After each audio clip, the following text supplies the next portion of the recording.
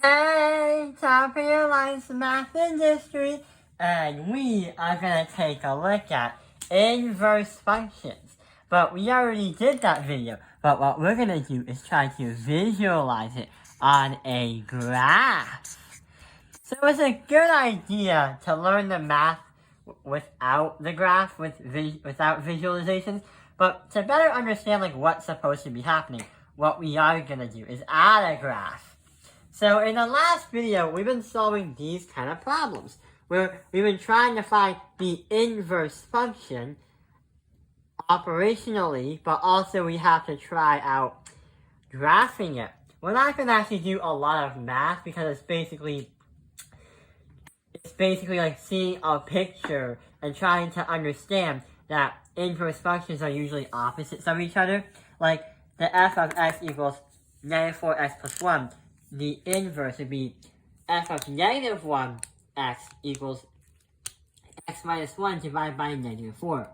The negative 1 is supposed to tell you if you write the function in the same way with the same letter, then that is going to be the inverse. The negative 1 is not really, it does look like an exponent, but it's actually not really one. So, remember from the last part of the video, we showed this versus this. We realized that we have negative 4 and negative 8, and negative 15 and negative 3 on x and y. Instead, it's negative 8 and negative 4 and negative 3 and negative 15 on y and x. So this is going to be the exact opposite of what this is. But on a graph, here's what's supposed to happen. On a graph, it's going to be a little bit different, because if this is what the graph looks like, x is what we are supposed to be used for to see if the two functions were inverses. The x is going to be right over there. One of the functions is going to be above the x. Let's try and use a different color.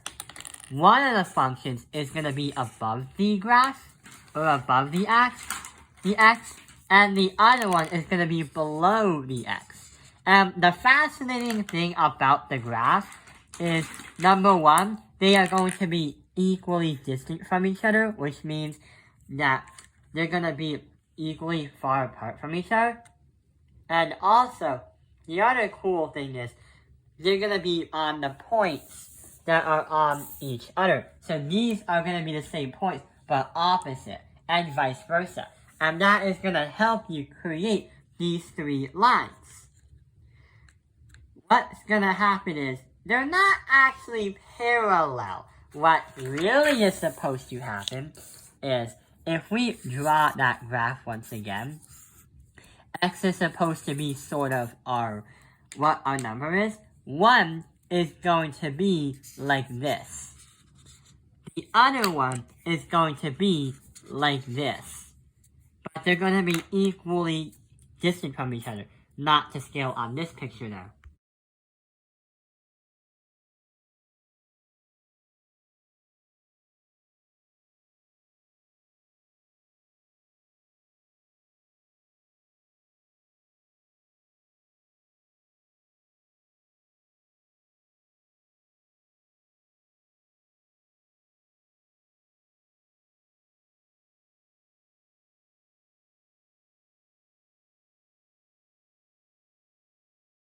So yeah, there's not really math in this video because we're not trying to solve for something, but what we just wanted to do was give you a visualization of what it looked like. I hope this video has helped you understand inverse functions on a graph.